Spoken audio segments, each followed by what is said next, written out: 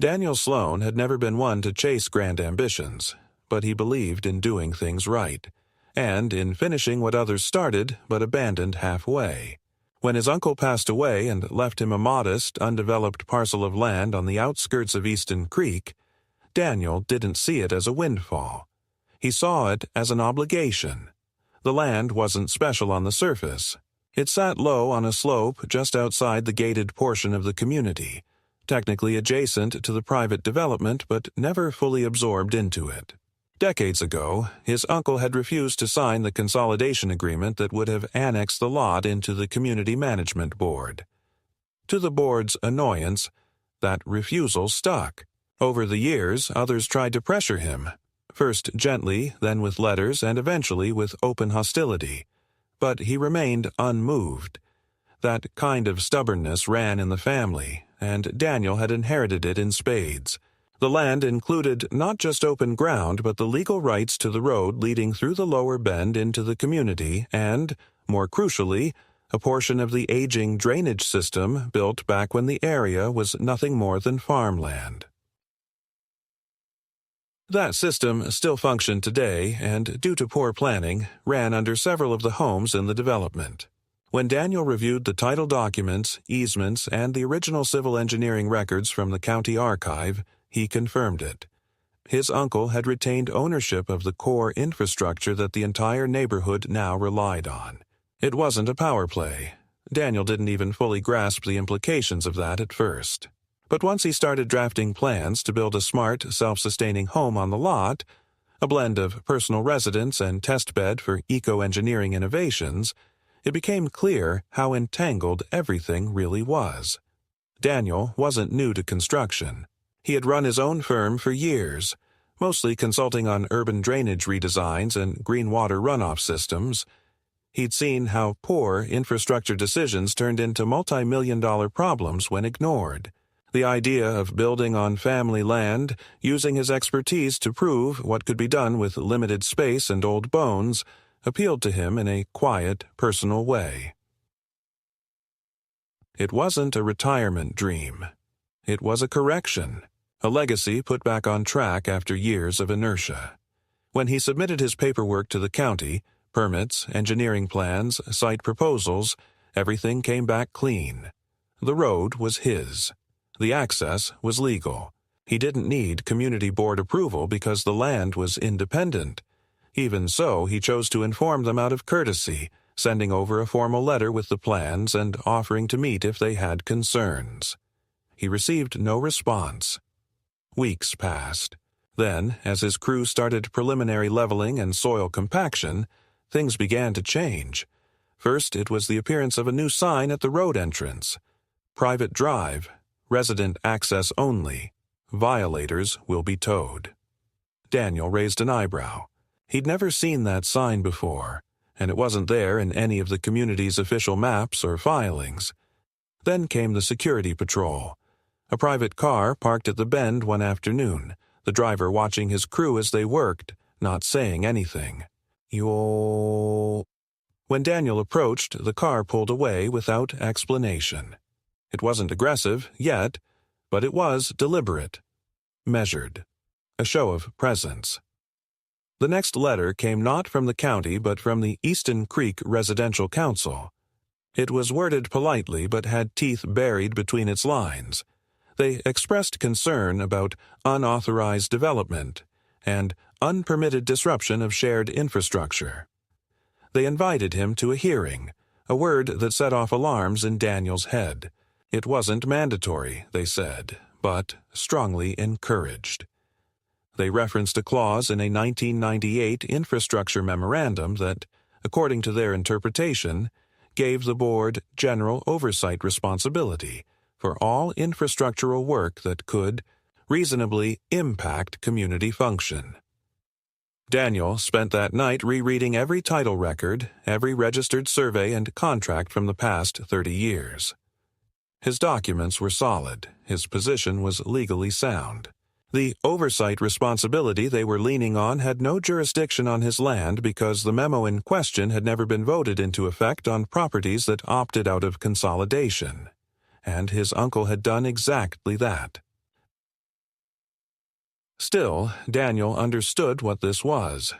It was less about law and more about pressure. The community wasn't used to someone saying no, and certainly not someone who could legally disrupt the stability they depended on. He decided not to attend the hearing. Instead, he had his attorney send a letter confirming ownership, access rights, and legal independence. It was firm, factual, and unemotional. Within a week, the pressure escalated. The construction crew reported that the road was blocked by 2 SUVs parked sideways at the bend. The drivers weren't aggressive, but they refused to move, claiming they had every right to be there because the road served the community. The sheriff's office was called. When deputies arrived and reviewed the documentation Daniel provided, the vehicles were eventually moved. But the point had been made. The message was simple. We're not going to make this easy for you. Then came the email from the water utility. The drainage line beneath the site, which Daniel had registered as a part of his development plan, was being flagged for unscheduled inspection. He'd been in the industry long enough to know that inspections aren't unscheduled. They're requested. Someone was trying to find a crack, a violation, a weak spot they could use to halt the project. Daniel didn't panic. He documented everything: emails, photos, voice messages from contractors who felt uncomfortable working on site now. He doubled the budget for legal support. He brought in a third-party civil engineer, a former colleague, to draft an independent assessment of the drainage system and its current use by the homes uphill. The findings were not only confirming everything he already knew, they were worse.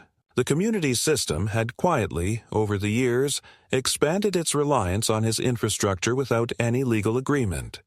Unauthorized retrofits, unreported expansions, pipes rerouted under his land to compensate for poor maintenance upstream. It wasn't just about his build. They needed him more than they were willing to admit. It explained the sudden hostility. If Daniel pushed forward, he could demand service contracts. He could file for easement compensation. He could even, in extreme cases, petition to restrict access, forcing them into emergency retrofits that would cost hundreds of thousands. But he didn't want that. He just wanted to build, to finish what his uncle had left undone. To prove that legacy didn't have to be loud or angry or performative, it could be clean, functional, and uncompromising. Still, he knew now. He wasn't just laying a foundation for a house. He was stepping onto a battleground shaped by years of informal power, quiet control, and collective denial. And whether he liked it or not, he was the first person in a long time to say, "No, you don't get to decide what happens on my land. Not anymore." The morning the county inspector showed up unannounced was when the tone of the conflict shifted from obstruction to something more pointed, more calculated. Daniel had been on site since dawn, overseeing the delivery of structural steel for the subframe installation. He was dressed like his crew, hard hat and dust-covered boots, clipboard in hand, barking questions about bolt patterns and crane clearance. He was focused. There wasn't time for distractions. But when a county-issue white truck pulled up to the edge of the lot and a man in reflective gear stepped out holding a folded stack of forms, Daniel felt the weight of the morning thicken. The man introduced himself flatly, didn't shake hands, and stated that he was there to verify an anonymous complaint regarding unpermitted work affecting municipal drainage. Daniel didn't argue. He gestured toward the open section near the culvert where ground stabilization had begun. The inspector walked the site quietly, taking photos without commentary. When Daniel asked what exactly the complaint said, the man simply replied. It was flagged as potential disruption of shared infrastructure. That phrase again, shared infrastructure.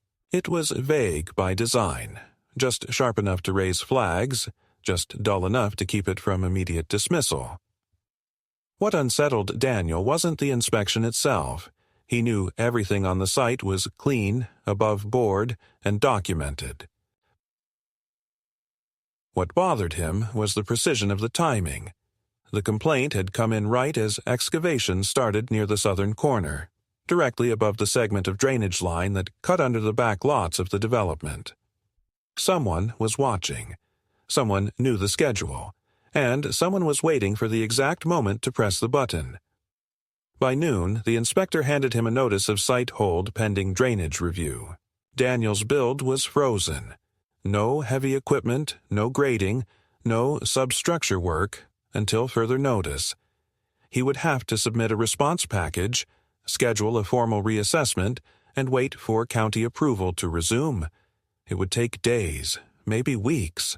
Each lost day bled money. Delays had ripple effects, crew availability, equipment rental penalties, concrete curing schedules, supplier commitments. And none of it was accidental. That night, Daniel called his lawyer, then his engineer. Together, they reviewed every clause in the drainage access agreements, every possible avenue for counteraction. The lawyer, a seasoned infrastructure specialist named Patel, was calm but direct. "They're not trying to win in court," she said. "They're trying to bleed you out with technicalities, slow you down until you abandon or sell. This is soft warfare." Daniel asked what they could do. She advised submitting a formal demand to the county for a timeline resolution, backed with third-party engineering verification. It wouldn't speed things up dramatically, but it would create legal exposure if the hold wasn't justified. More importantly, it put the pressure back where it belonged, on the shoulders of the bureaucrats trying to dodge involvement. 2 days later, another letter arrived. This one wasn't from the county or the community board. It was from an unnamed neighborhood alliance, a friendly-looking header masking a pointed message. It accused Daniel of ignoring decades of cooperative development, of acting in bad faith, and of disregarding the safety and harmony of residents. It was signed by a handful of residents, none of whom Daniel had ever spoken to. The language was eerily uniform, like it had been drafted by one person and signed like a petition. The letter demanded that Daniel cease construction immediately, and enter mediation with the alliance to resolve outstanding concerns. He read it twice, then folded it and placed it in the growing file he kept on site, titled simply, Noise.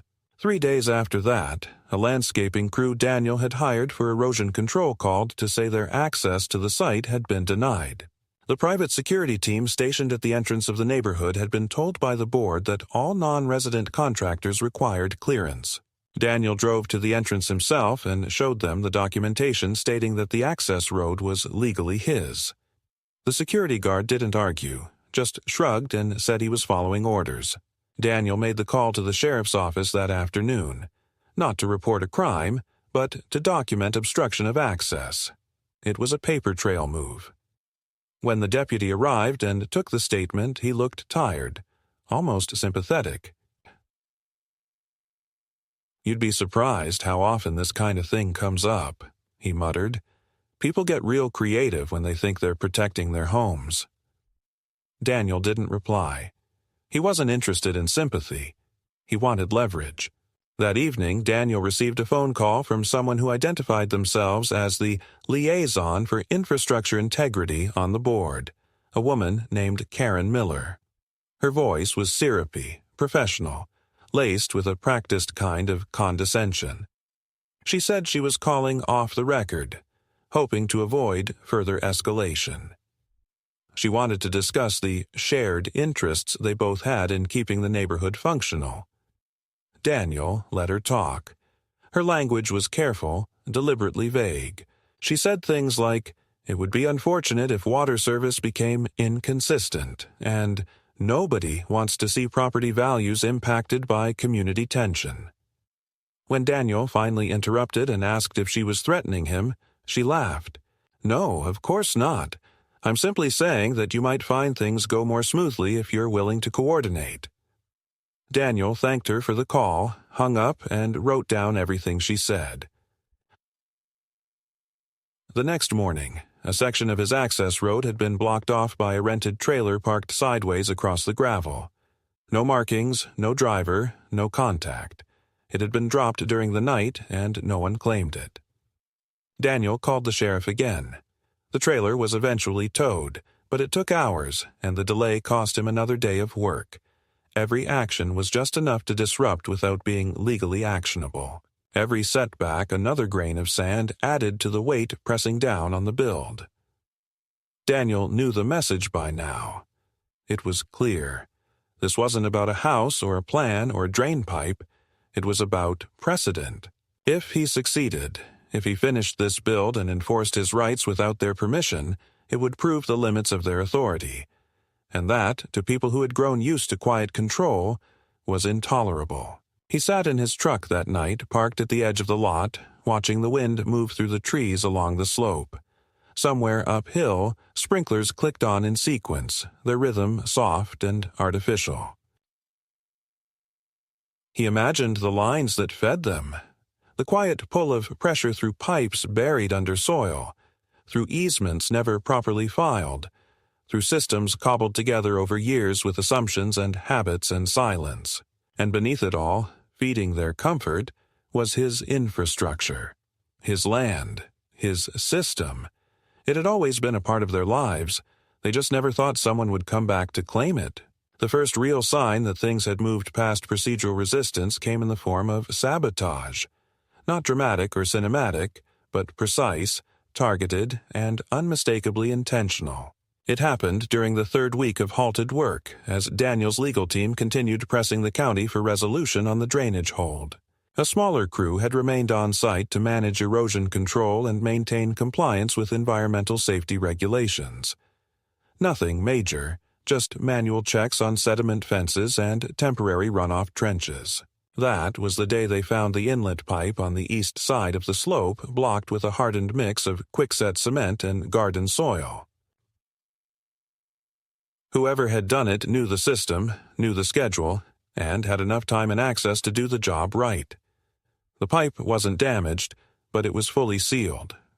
Daniel's environmental engineer confirmed that it hadn't been an accident. The composition and application of the material suggested deliberate obstruction. There was no rain that week, but had it occurred, the blockage would have caused a backflow that would flood the trench and potentially trigger a citation from the county. That was the goal. Not destruction, but regulatory vulnerability. They weren't trying to hurt him. They were trying to get him disqualified. Daniel took it personally, but not emotionally. He documented everything with high-resolution photos, drafted an incident report, and submitted it to both the sheriff's office and the county enforcement office. He didn't expect an investigation, but he knew what mattered was the pattern. One incident could be ignored. 2 might be coincidence.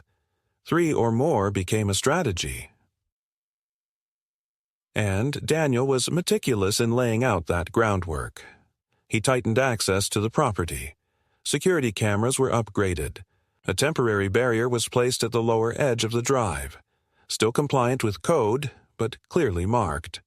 His crew received briefings on protocol. Everything logged. Everything timed. There would be no blind spots, no assumptions. Daniel had spent too long in the private sector watching organizations collapse because someone underestimated the persistence of low-level sabotage. What changed next was tone, from quiet interference to performative pressure. One morning, as Daniel arrived with 2 junior architects to review adjustments to the foundation layout, he found half a dozen residents standing at the road entrance holding homemade signs. They weren't shouting. They weren't blocking traffic. But they were there. The signs bore slogans like, "Protect our neighborhood," "No unauthorized construction," and "Drainage belongs to everyone." It was almost quaint. But the message wasn't the signs. It was the silence. They just stood there, watching him as he passed, saying nothing, holding their signs in patient defiance. He didn't stop the car. He didn't acknowledge them. But inside, something shifted. They weren't there for debate. They were there to isolate him, to make it clear that he wasn't welcome. The irony, of course, was that Daniel had no intention of integrating into the community. He wasn't trying to join them or force himself into their system. He just wanted to complete what he started and live on his own terms. But that wasn't the point. The community wasn't reacting to him. They were reacting to the idea of someone who operated entirely outside their structure. That scared them more than any threat of drainage failure. The architects asked him later if things like this were common. Daniel told them no, but it was happening more and more across the country, especially in semi-privatized residential areas. When boundaries blur between civic infrastructure and communal self-management, power becomes about perception, not law. And perception could be weaponized. The week after the protest, someone began parking a vehicle just off the edge of Daniel's lot at night. It changed each time, once a dark pickup, once a beige sedan, once a delivery van with no markings, always after midnight, always gone by morning. His cameras picked them up, grainy but clear. No plates visible, no occupants identified. The sheriff's office filed it again, but with the same note. No actionable threat, just a presence. Daniel didn't retaliate. He invested. Better lights, automated motion-triggered alerts sent to his phone. A private security consultant, quiet, professional, discreet, tasked with monitoring and reporting, not engaging. This wasn't war. It was chess. And Daniel didn't intend to lose pieces on emotion. But not everyone around him had the same discipline. One of his subcontractors, a rebar supplier with a local yard, called him late one afternoon to cancel a delivery. He said his yard had been visited by a man claiming to be from the county, asking about Daniel's orders, demanding copies of invoices, and inquiring whether the materials were certified for residential load-bearing. The contractor had asked for ID, which the man refused to show, then left without further comment. Later, the contractor received an email from an anonymous account, warning him that continued work with Daniel Sloan would subject your firm to scrutiny. That same email was forwarded to Daniel, who passed it along to his legal team. His lawyer, Patel, was grim when she called. "They're escalating," she said. "Not legally, but reputationally. They want vendors to drop you. If you can't get materials or service, you can't build. It's indirect, but it works." Daniel nodded silently, even though she couldn't see it. He was already drafting new supplier lists. He'd dealt with worse on urban redevelopment contracts. Threats only mattered if you had no redundancy. A few days later, the county finally responded to his appeal on the drainage hold. They ruled in his favor, tentatively. The engineering report Daniel submitted had been reviewed and accepted, and the halt order lifted pending a final environmental compliance walkthrough. It was a small win, but a necessary one. The message was sent. He wasn't folding. He resumed work immediately. Not a full crew, not the heavy build yet, but enough to re-establish motion. Surveyors marking grade lines, a new trench for controlled overflow, rebar delivered in smaller batches from alternate suppliers. The lot stirred with purposeful activity again. It wouldn't last long. Karen Miller returned. Not officially, not in writing, but physically. She drove up one afternoon in a silver SUV, parked just beyond the boundary of Daniel's easement, and walked up with the same easy, patronizing smile she'd used on the phone weeks ago. He met her halfway across the drive, arms crossed, not hostile, but not welcoming. She didn't waste time with pleasantries. She said the board was disappointed that he had refused their invitations to mediate. She reminded him that continued friction was bad for everyone. She asked if he was prepared to share the space, to contribute to harmony. When Daniel asked what that meant in practical terms, she replied that a community contribution fund had been established for infrastructure modernization. A $50,000 voluntary donation would go a long way toward rebuilding trust. Daniel looked at her for a long moment, then said simply, "No." She asked if that was his final answer. He said nothing. She left without another word. The next day, one of his workers found nails scattered across the gravel road near the base of the drive. Not dozens, hundreds. Steel, short, sharp. They weren't dropped, they were spread. Daniel filed the report, documented it, cleaned it himself. It was never about damage. It was about message. The realization didn't arrive with drama or a moment of epiphany. It settled in quietly, layered beneath the mounting evidence and strategic interference until Daniel could no longer ignore its weight. They were not just resisting his construction. They were reliant on him. That was the difference. That was the fulcrum. And once he saw it, everything shifted. It started with a conversation that wasn't supposed to happen. Daniel had met with his environmental engineer, Laramie, to finalize a runoff report for the county. They stood near the rear perimeter of the property, examining the slope that led into the stormwater channel, when a man from the neighboring house walked across the property line. He wasn't part of the board. He wasn't on any of the letters or signatures Daniel had collected in his file. Just a resident. Mid-50s, button-down shirt, worn cap pulled low over his eyes. He asked if they had a moment. His name was Reuben Bell, and he lived 2 lots up the incline. At first his tone was guarded, but not hostile. He said he'd followed the neighborhood debate, though he hadn't taken a side. Then he said, almost with a laugh, that siding with anyone would have been complicated, because his crawl space flooded every time it rained harder than a drizzle. He thought it was a construction defect until one of his friends in property maintenance told him to check the drainage map. The county records had led him here, to the conclusion that the runoff wasn't backing up due to rainwater alone. It was misrouted, redirected through a network of aging conduits that had all been conveniently built on land that was never officially under the control of the board. On Daniel's land. Reuben didn't ask for help. He didn't threaten to report anything. He just wanted to know how bad it was. Daniel didn't sugarcoat it.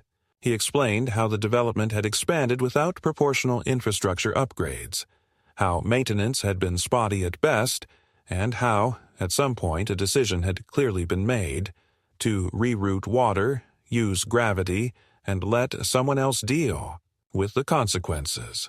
That night, Daniel sat down with a stack of physical plans and digital overlays, matching pipe layouts and topographical data with parcel boundaries. He'd already suspected misuse. Now he confirmed it. Not only had the development relied on outdated drainage systems that crossed into his land, they had built additions, fences, and even 2 decks that partially sat above those paths. It wasn't just a legal gray zone, it was a mess, an engineered lie held together by quiet complicity. His lawyer's response was measured. She reminded him that legal precedent was on his side, but the power of precedent only mattered if he forced the issue. Oh, that was the next decision. He could continue fending off attempts to block him, or he could act. Not with revenge, not with pettiness, but with structure. Official notices, recorded claims, a clear assertion of property rights. The first step would be a notification of restricted access, an engineering notice sent to the board and to each property that used the system without legal easement. Patel drafted the documents with clinical clarity. They weren't inflammatory, just irrefutable.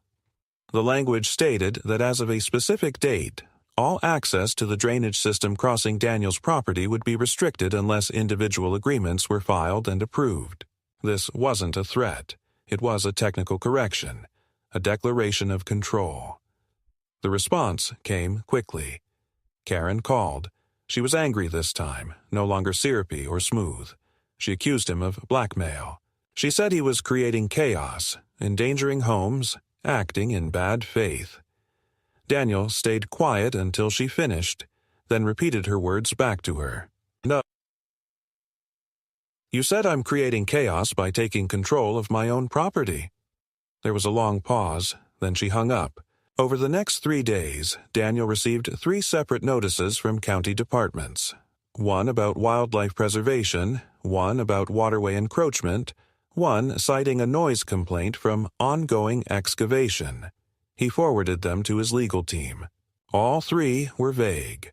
All three were retracted within the week after Patel submitted the counter evidence. But it was no longer about delay. It was about message.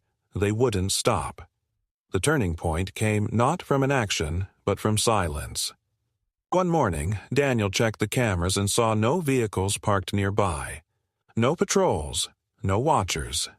The lot was quiet. Work resumed. The crew framed the base level, laid the first panels of foundation mesh. And still, no resistance. That night, Daniel stood on the skeletal edge of the rising structure and looked up at the development. Lights in the windows, sprinklers activating in sequence, the soft murmur of suburban calm. But he knew what was coming. They weren't done. They were regrouping. He wasn't just a threat to their control. He was a mirror to their negligence. And they were deciding whether to fight him louder or smarter. The temporary quiet that settled over the property after Daniel's enforcement notice was not a truce. It was a feint. For a few days, the neighborhood's resistance seemed to fade. His crew made progress, forming the base structure, installing the primary conduit for the graywater system, and finalizing the vertical framing that had been delayed for weeks. Materials flowed in without incident. There were no parked cars watching, no signs held by silent protesters, no late-night obstruction. But Daniel had seen enough over the past month to know peace, in this context, wasn't natural. It was the pause before a harder blow, and when it came, it didn't arrive from the edge of the property or through half-veiled legal notices. It came through systems meant to be above influence. It started with the environmental audit. Daniel had already passed 2 compliance inspections and had all reports on file. His systems were built around sustainability, stormwater control, and minimal runoff impact. The engineering was airtight. The unexpected arrival of an enforcement officer from the State Water Quality Board caught him off guard, mostly because they rarely showed up without prior notice or an open complaint. The officer was professional, but cold, armed with a checklist and a copy of a complaint that accused Daniel of diverting untreated runoff into a protected aquifer line. That accusation was not just false. It was technically impossible given the elevation and distance of the aquifer relative to his property. Still, protocol demanded inspection. The crew was forced to stand down for the afternoon as the officer spent hours measuring slopes, sampling soil, and taking photographs from every angle. Daniel maintained composure but knew exactly what was happening.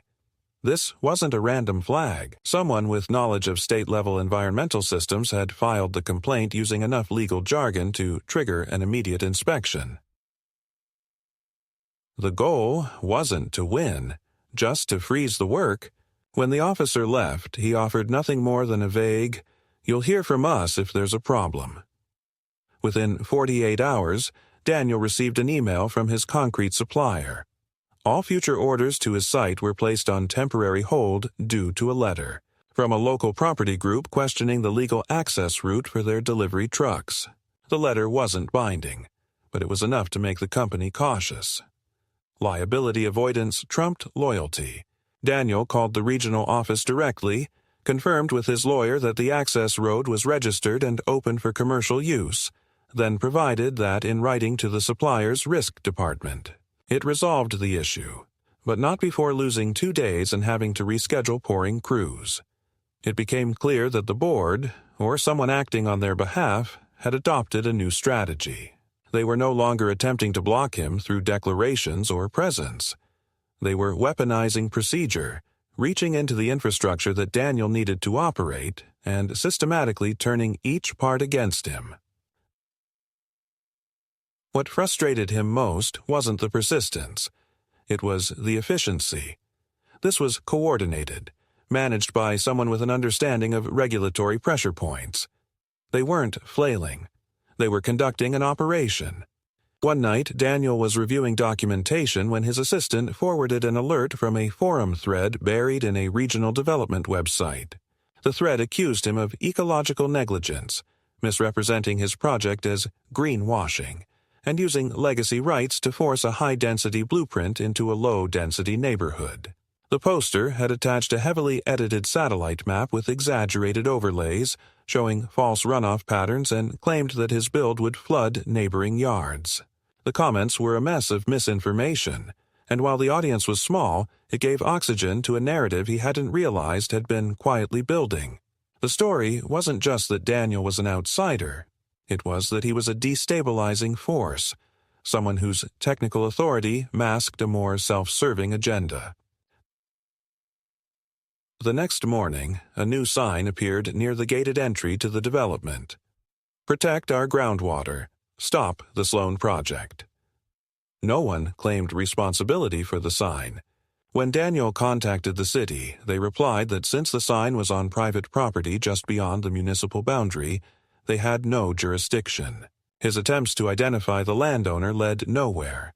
Ownership records led to a holding company registered to a P.O. box in another state. The sign remained for the rest of the week. Work continued, slower now, with constant disruptions. A backhoe driver arrived to find his tires slashed, again, not destroyed, just ruined enough to halt operation. No one heard anything, and cameras pointed toward the drive had captured nothing.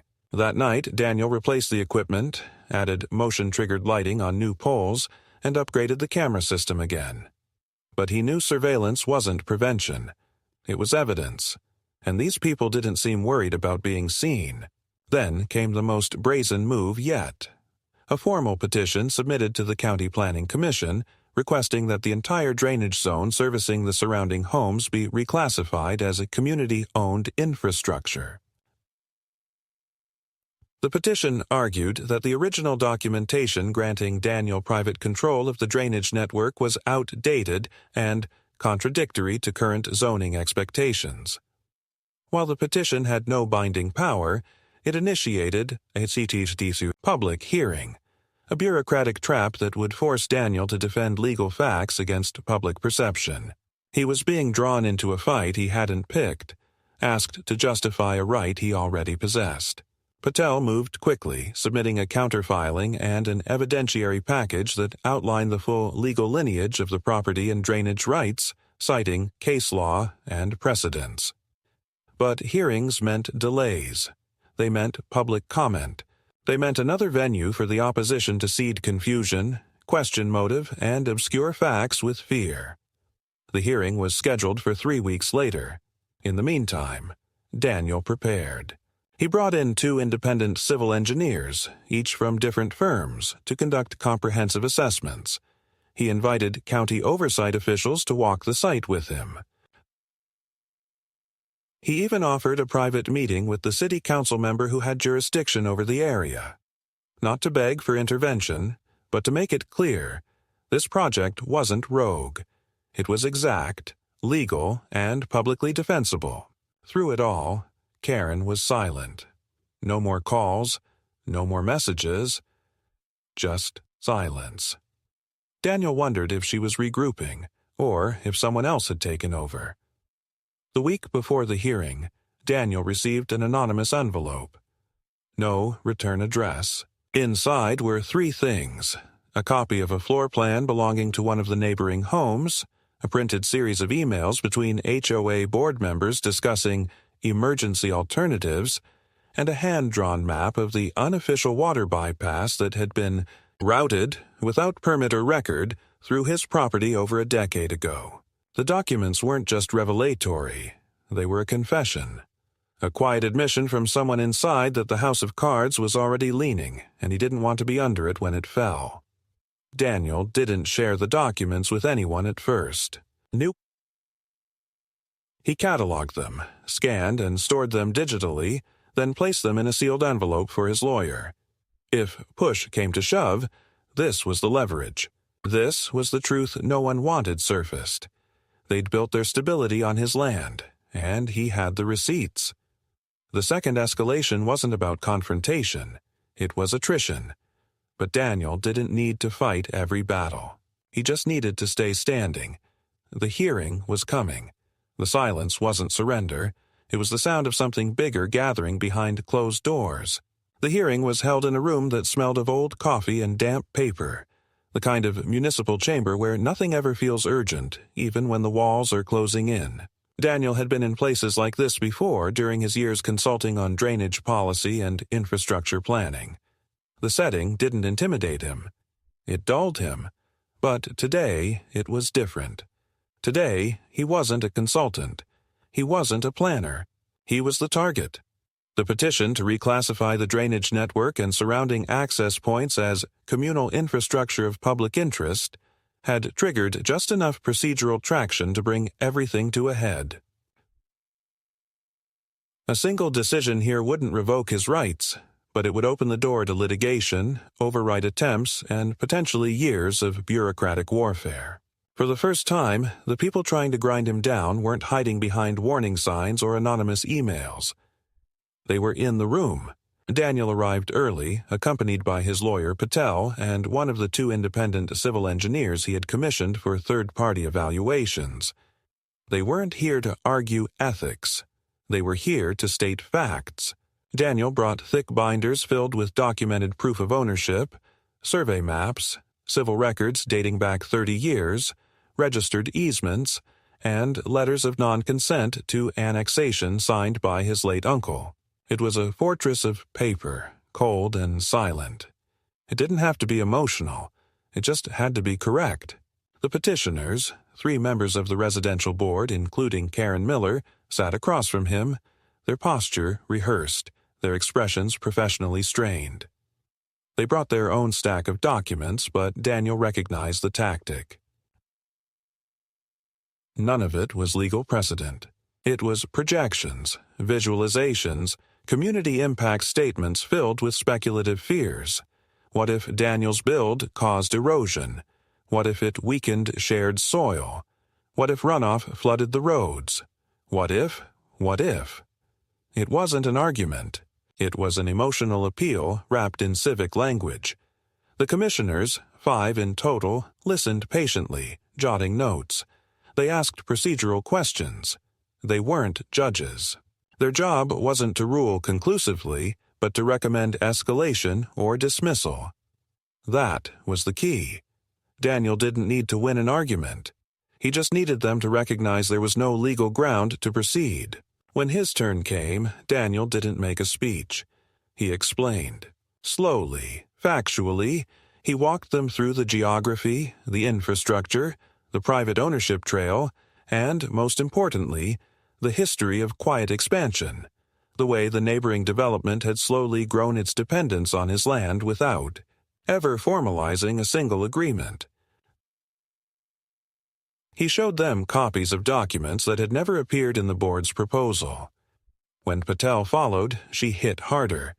She pointed out that reclassification would constitute an illegal taking without compensation. She cited case law. She implied that any attempt to enforce community control would result in counter-litigation involving not only Daniel but any parties benefiting from his system without contract.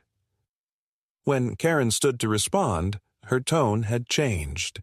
The confidence was fraying.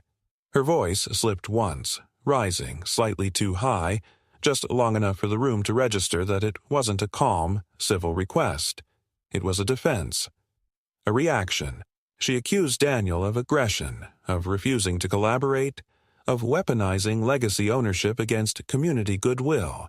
She said they had no choice but to act, for the sake of the residents, for the preservation of the neighborhood. One of the commissioners leaned forward. "Are you suggesting the board knowingly allowed private infrastructure to service public homes for over a decade without securing legal rights to do so?"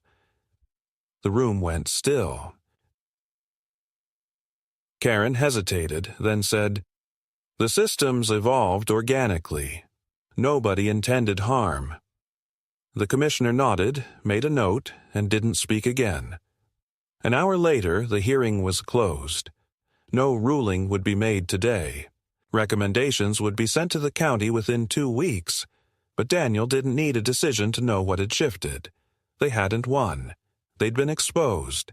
Their claims, once projected as collective concern, now read as panic. The room hadn't seen an aggressor defending unjust privilege. It had seen a property owner standing against a tide of convenient forgetfulness. That night, Daniel walked the perimeter of his site. The structure now stood fully framed, internal systems beginning to snake through the beams like veins. The drainage system hummed in quiet confidence, its slopes aligned, its water paths clear. It wasn't a fortress, it was a spine. At the top of the road, a vehicle pulled in, stopped, and idled. Daniel watched it without moving. Then it slowly reversed and disappeared into the dark. No confrontation, just observation. A quiet check. But they knew now what they hadn't wanted to admit before. He wouldn't fold. He wouldn't ask for permission to exist. He returned to the structure, stepped inside the skeleton of what would soon be a finished home, and looked up through the unfinished rafters toward a sky uninterrupted. The hearing was over. The real battle, the one over narrative, over ownership of perception, was just beginning. But for the first time, Daniel wasn't reacting. He was defining terms. 2 weeks passed without incident. The kind of silence that doesn't calm the nerves but only sharpens them. Daniel continued the build, moving into the internal systems phase, overseeing the installation of wiring conduits and insulation, quietly noting that every supplier and contractor still showed up on time, every permit remained valid, and no further. Unexpected inspections arrived. The county's planning commission issued their recommendation without a public reading. They declined to escalate the reclassification petition, citing insufficient legal merit and unresolved questions surrounding prior unauthorized use of private infrastructure. There was no victory speech, no published apology, just a thin, neutral statement posted in an online archive and mailed to the involved parties. But Daniel understood the subtext. They weren't just done fighting him. They were retreating to minimize further exposure. After the decision, Karen sent no response, no letters, no calls, no veiled threats through procedural language.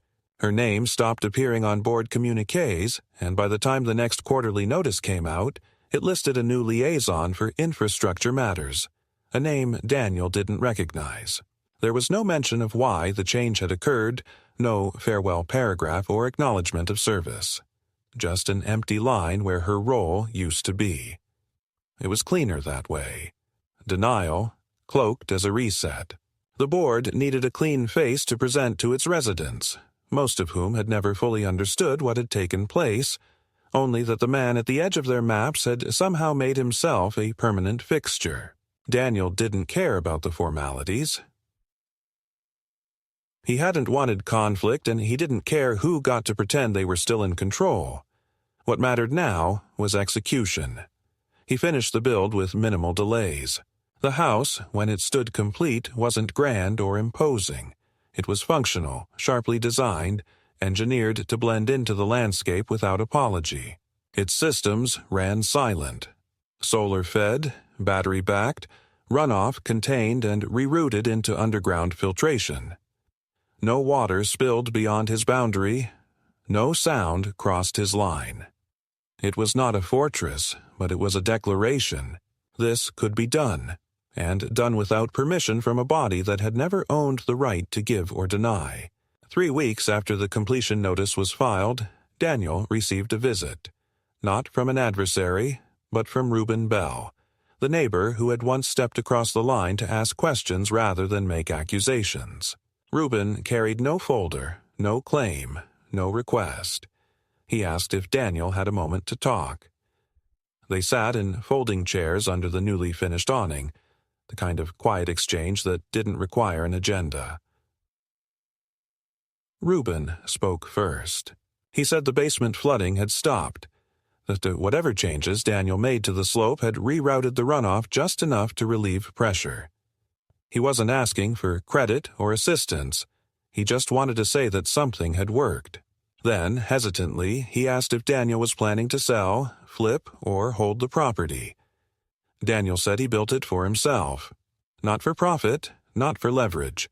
just to finish what his uncle had started and to prove it could be done on terms that didn't require submission. Reuben nodded, said he understood, then paused. "They didn't think you'd finish," he said quietly.